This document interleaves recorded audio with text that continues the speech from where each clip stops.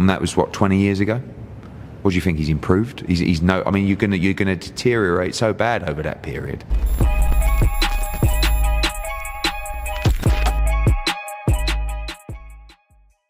Pro boxing fans, we're here in Riyadh again, Eddie.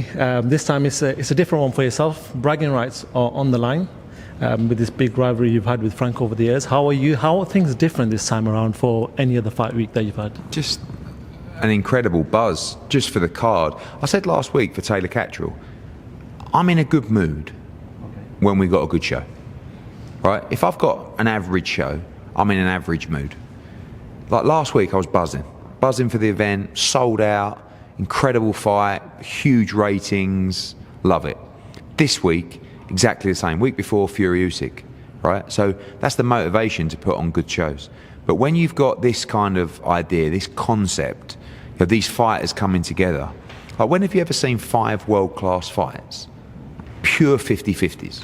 I'm so excited for some of our younger boys, Ammo and Ray, and of course Craig, and like working with Deontay, it's just building and building and building into a massive event on Saturday, and I think it's going to be a huge night for boxing.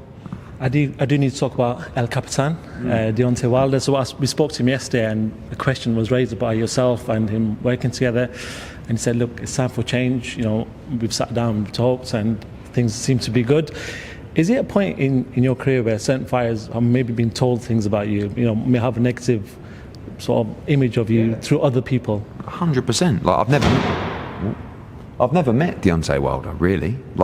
So how would we know what each other are like? And I think it's only when you start working with someone. Like I'm sure Jaron Ennis got told all kinds of shit about me. Now all of a sudden he works with me. We get him a date straight away at the Wells Fargo in Philadelphia. We've sold 10,000 tickets already. He's thinking, should have signed with this guy ages ago. So other people, like Javonte's a great example. We don't know me. It's just what people tell him or what he reads, So, at the end of the day, I picked Deontay Wilder because it was big for the event. There's selfish reasons on both sides. He's getting a massive opportunity to jump right back into the mix in heavyweight, making a lot of money. We're getting Deontay Wilder on the team. I think he can win by knockout. I'm putting him as captain, double points. And it's going to come down to him on Saturday night because we could be miles behind and he could need a knockout to win, or we could have it wrapped up and he just needs to get over the line, or they could win by stoppage and come from behind. You know what I mean? So, it's going to be a compelling night. There's going to be a bit of squeaky bum on the night because a lot of people are saying, look, Deontay is very much at a crossroads. So is Zhilei Zhang actually, but has he still got it? Has he still got the power? Has he still got the shot? Is there going to be a lot of nerves on your side? That's the kind of fight can end at any moment. And even Hrgović Dubois, thrilling fight. So, I think it's a very compelling fight, but I back our man to do the business. Cool. What other fight are you looking forward to? The heavyweights don't need any introduction. Yeah, but I think, when I look at it, I think Ray Ford against Nick Ball, unbelievable fight. Ammo Williams against Shiraz, can't wait, because they're really high on Hamza Shiraz. And I do rate him, by the way, but Ammo's a rough diamond. He can really punch, athletic, fast. And I think Craig Richards against Willie Hutchinson is going to be an amazing fight. That's going to be kicking us off, and that's going to really set the way for a great night of boxing. Quickly, just a few other questions. Alexander Usyk asked IBF for an exemption to keep hold of the belt.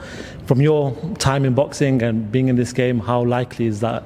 Well, as I understand it, there's already been an exception, which for the last fight, and the ruling would be no further exceptions. So, there's two arguments here. One is great to have an undisputed champion. Let's keep the belts together. Two, if you've been waiting for a long time and you've been promised it for a long time, you do need to actually get your shot. I think it's hugely unlikely that the belt will be on the line this Saturday, but I do think there's a chance that the winner could fight Anthony Joshua for the IBF title at Wembley, but we'll have to see.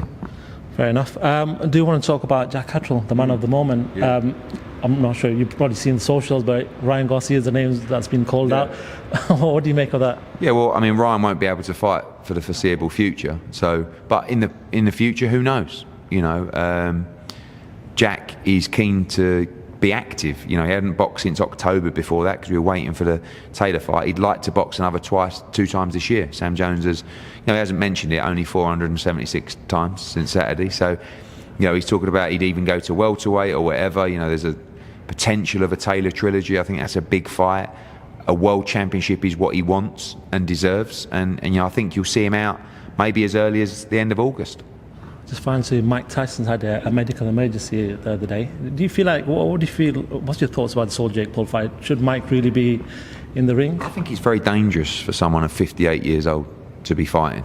I mean, the reality is that Mike Tyson was a shot fighter when he left the sport. And that was, what, 20 years ago? What do you think? He's improved? He's no. I mean, you're gonna deteriorate so bad over that period that if you go back and watch his last few fights, he was done, gone.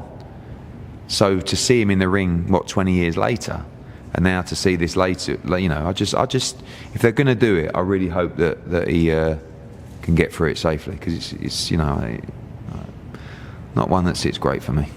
Yeah. Final one. I think Turki Al-Sheikh's sort of, he's responded to a tweet regarding Canelo and Crawford, and people asking, are you going to make this fight? He's not giving much away, but when you guys have talked, is that a fight that maybe he wants? I think it's a fight that excites a lot of people, you know, particularly His Excellency. I don't think it's a fight that Canelo is really calling out for or really on his mind. You know, I feel like if he beats Crawford, who's really a welterweight going up to light middle, at 168, I think he probably feels like he won't get any credit for that. But, you know, money talks, and Canelo Alvarez is going to take the biggest amount of money for the biggest fight possible. So we'll see what happens. Cool. Eddie, a Saturday night, you're going to be wearing like a Matchroom suit? Are you going to be like... Pure tuxedo and bow tie, my friend. Saturday night. This is a big one. Eddie, and always a pleasure. Thank you very much.